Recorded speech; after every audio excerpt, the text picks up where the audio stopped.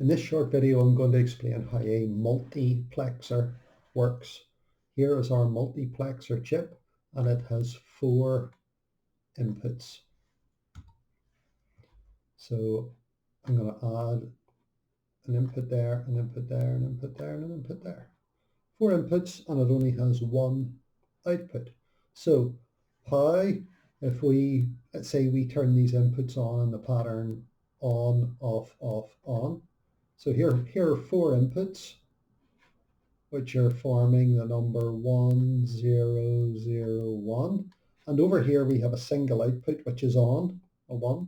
So why is that? Well, the reason it's a 1 is because this output at the minute is coming from there.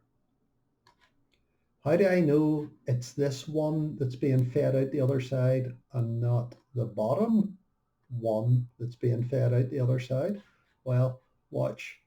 What I can do is simply, if I turn the bottom one on and off, you notice that the output doesn't change. If I turn, it's obviously not either of these because these are both at 0, low. But if I turn the top one on and off, the output changes. So it's the top one that's going out. The other 3 are being ignored. Why is it the top one that's going out and the other 3 being ignored?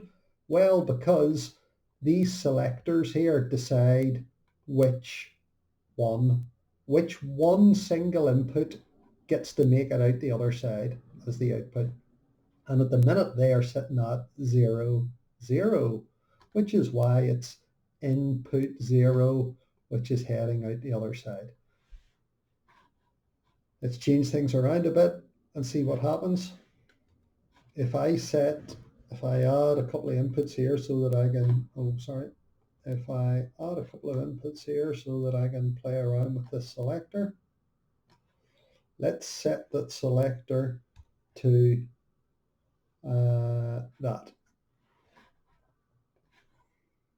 Now, that's a 1 and a 0, but you have to be careful here because those are the 0s and those are the 2s, if you like, in binary. So this is back to front. So that is actually putting in the binary number 0, 1, which means that input 1 should be the one that's getting fed out the other side.